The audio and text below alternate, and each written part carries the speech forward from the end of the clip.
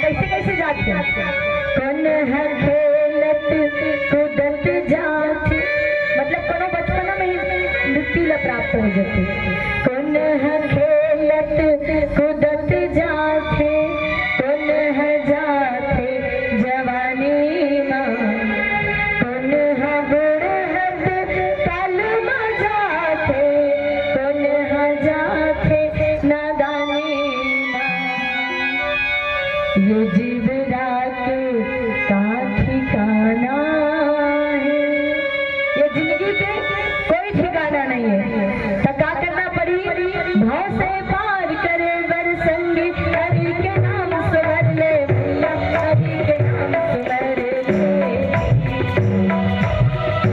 भाव से पार करे वर भैया, हरि के नाम सुमर ले, हरि के नाम सुमर ले।